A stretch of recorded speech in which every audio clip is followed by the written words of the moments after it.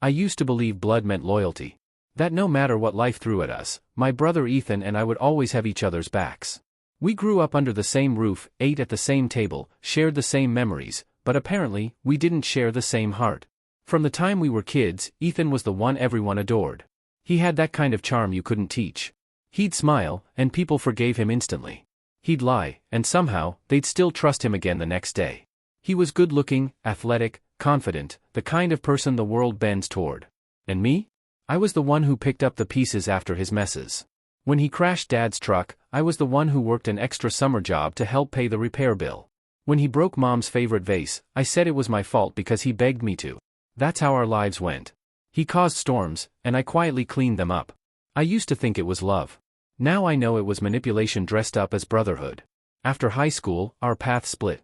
Ethan barely graduated and spent his 20s bouncing from one failed hustle to another, bars, odd jobs, women. I went to college, got a degree, and started building a life. I wasn't rich or flashy, but I was stable. Reliable. That's what people said about me, the reliable one. Then I met Lily. She was nothing like the women Ethan used to chase. Lily was grounded, graceful, with that kind of beauty that made you calm instead of nervous. She worked as a nurse and carried herself with quiet confidence. I fell for her faster than I wanted to admit, and for once in my life, I felt like I'd won something Ethan couldn't take. We dated for 2 years before I proposed. She said yes through tears, and for the first time, I thought maybe the universe had finally decided to make things right. My parents loved her instantly. Even Ethan seemed happy for us, or at least he pretended to be. He was my best man at the wedding. He gave a speech that made everyone laugh, even cry. He talked about how proud he was of me, how he always looked up to his little brother. It was the kind of thing that made me forget the past for a moment. I believed every word. After the ceremony, I caught him and Lily talking near the bar. She was laughing, and he leaned a little too close. I brushed it off, that was Ethan's way. He was friendly, loud, and people liked being around him. Besides, I trusted my wife. And I trusted my brother. That was my first mistake. When we came back from our honeymoon, Ethan started visiting often. At first, I didn't mind. Family dinners felt nice, and my parents were thrilled we were all getting along. But slowly, small things started to bother me. The way he'd compliment Lily's cooking a little too much. The way she'd laugh at his jokes, even the ones that weren't funny. The way he'd show up unannounced, sometimes when I wasn't home. One evening, I came back early from work and found them sitting on the couch, whispering about something. When they saw me, they both jumped slightly. Ethan laughed it off and said they were planning my surprise birthday party. I smiled and acted like I believed him, but that feeling, that heavy, gut-twisting instinct, stayed.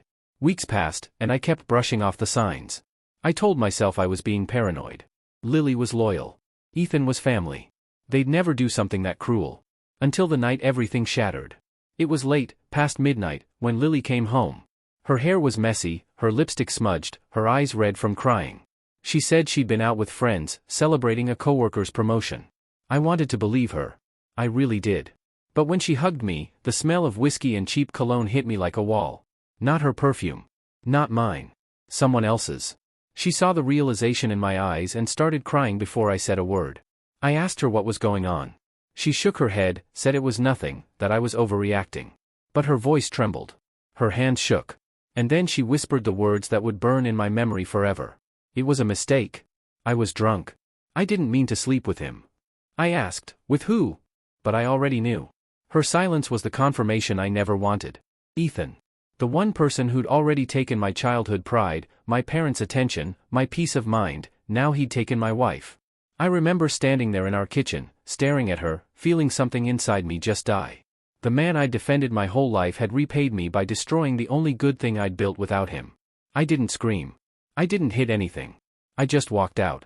That night, I called my parents and told them everything. My mother cried for hours. My father, a man who'd always made excuses for Ethan, went silent.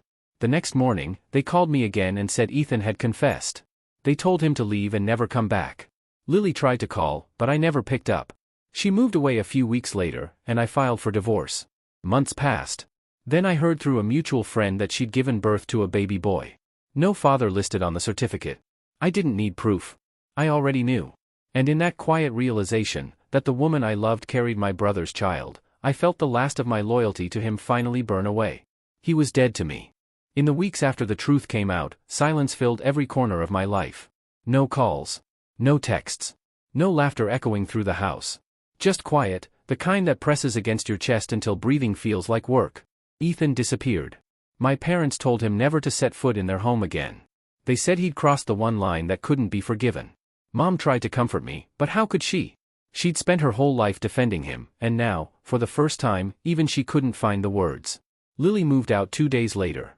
She didn't take much, a few clothes, some books, and the necklace I gave her on our anniversary. When she closed the door behind her, it didn't sound like wood hitting wood. It sounded like an ending. I thought I'd feel angry. I thought I'd want revenge. But mostly, I felt empty. I'd built my entire life around trust, and now that foundation had been kicked out from under me. For months, I moved through my days like a ghost. I'd go to work, come home, eat whatever I could find, and stare at the wall until it was time to sleep. I avoided people. I didn't want pity. I didn't want to hear, "You deserve better." I wanted my life back, the one I had before Ethan turned it into ashes. One night, my mom called. Her voice was tired, trembling. "Your father and I made a decision," she said. "We've cut Ethan off completely. No more money. No more bailouts. We can't keep saving someone who destroys everything he touches." For the first time, my father, the man who'd always said, "He's your brother, you have to forgive him," agreed. "He's dead to us," he said simply. I thought those words would bring comfort. They didn't. Nothing could. Because here's the thing about betrayal, it's not the act itself that haunts you. It's the way it rewrites your memories.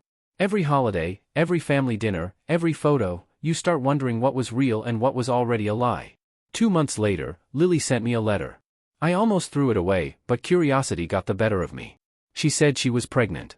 No details, no plea for help, just a single line. "I thought you should know, because the child deserves the truth, even if we don't." I stared at that sentence for what felt like hours.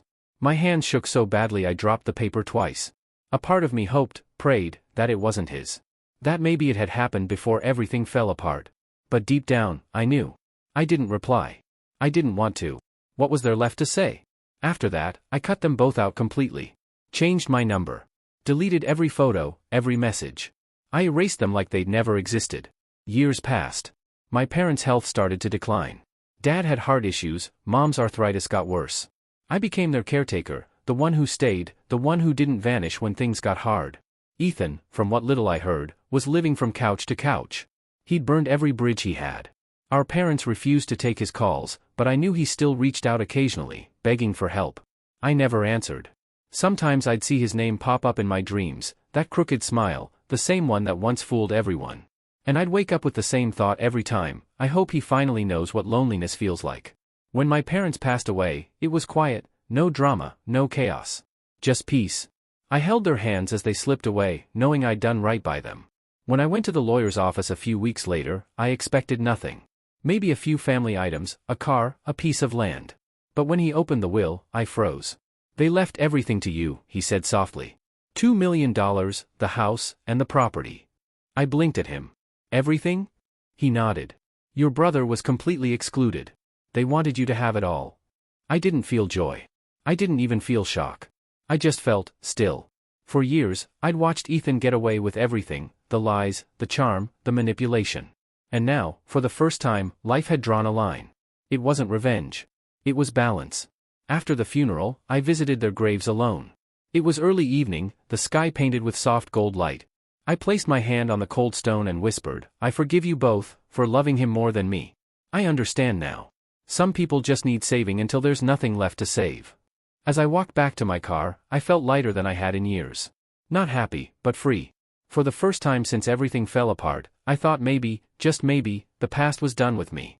But life, as I was about to learn, doesn't let things rest so easily. Because 2 years later, when the pain had finally turned into distant memory, Ethan came back. He didn't come to apologize. He didn't come for forgiveness. He came because he had nothing left. And this time, the balance would shift completely. It had been almost 2 years since my parents passed when I heard his name again. I was in line at the grocery store when I overheard 2 old classmates talking near the magazine rack. "Did you hear about Ethan? His business tanked. Owes half the town money. Word is, his wife left him too." I froze. For a moment, it didn't even feel real. The last time I'd seen Ethan, he was still the same arrogant, smooth-talking man who thought he could charm his way out of anything. Now, he was a story people whispered about. I paid for my groceries and drove home in silence. I wanted to feel satisfaction, karma doing its job, but all I felt was that same old heaviness in my chest. The kind that comes from remembering how much you once cared about someone who didn't deserve it. Weeks went by, and I didn't think about him again. Not until one evening when there was a knock at my door. It was raining hard, the kind of cold, soaking rain that seeps into your bones. I opened the door, and there he was. Ethan. Only, he didn't look like Ethan anymore. His hair was thinner, his face gaunt, eyes hollow and bloodshot.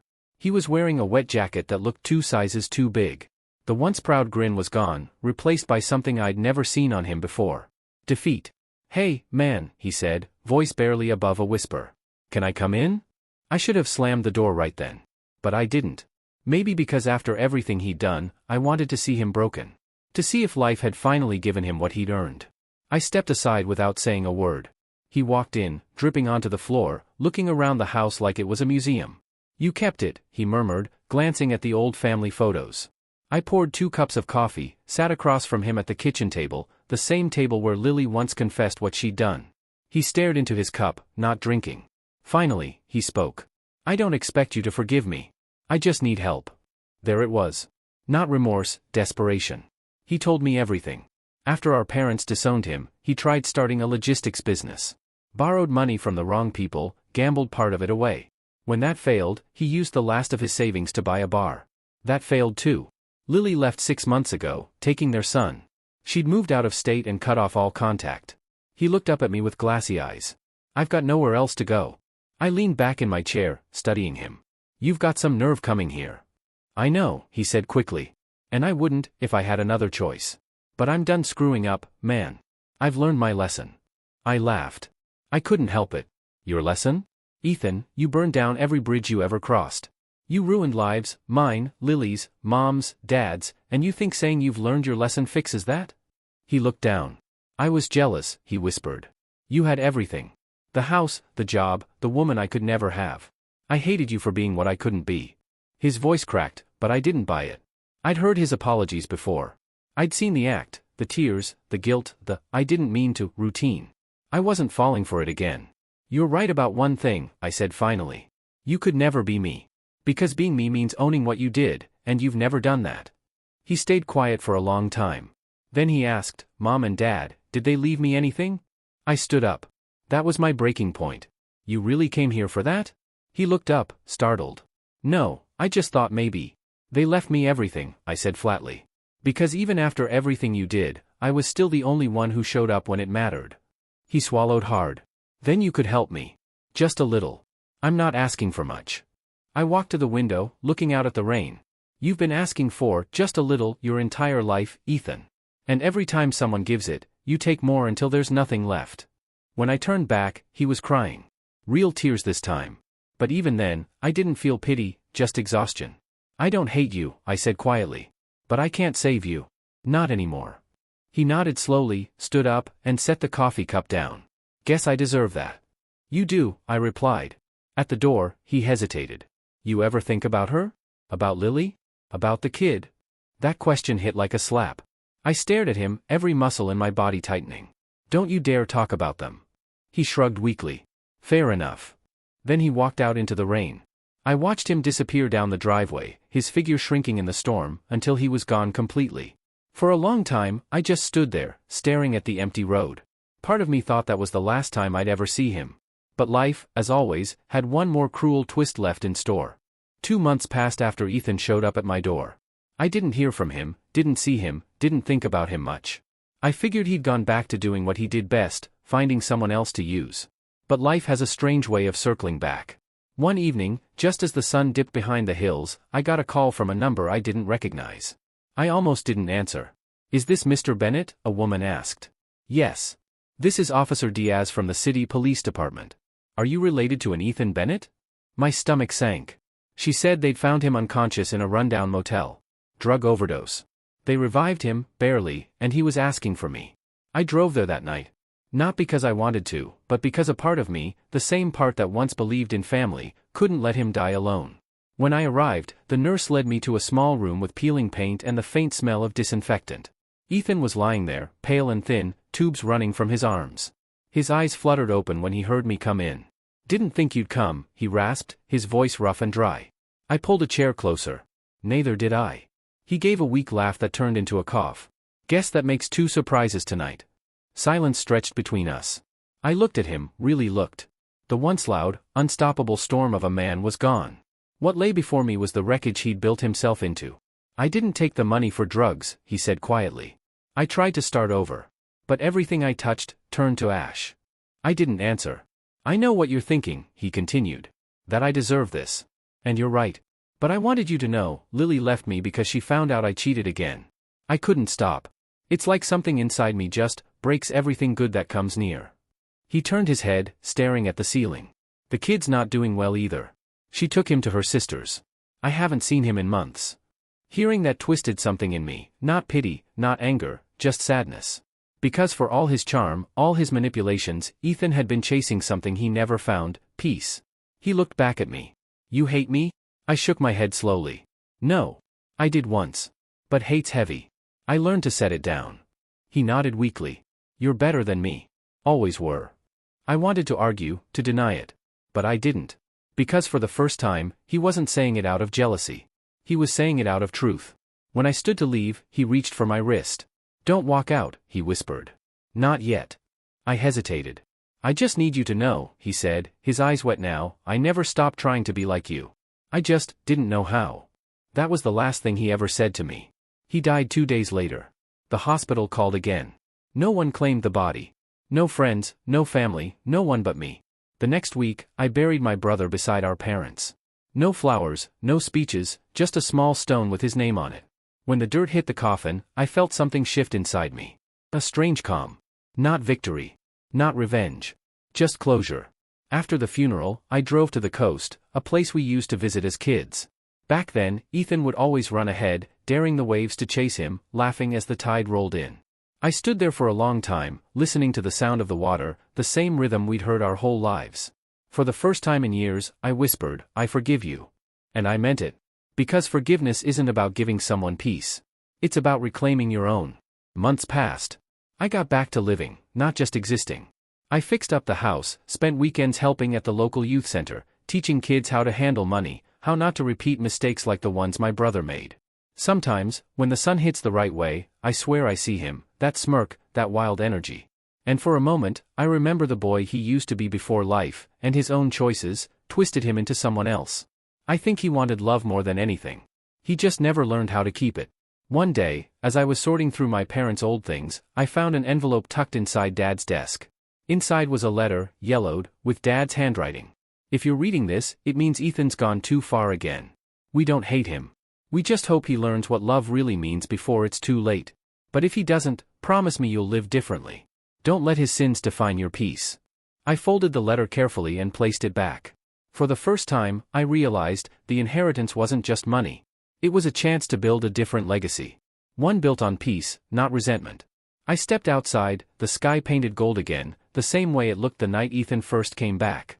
And I thought, maybe, somewhere, he finally found what he was searching for. Because in the end, all of us, even the broken ones, just want to be forgiven.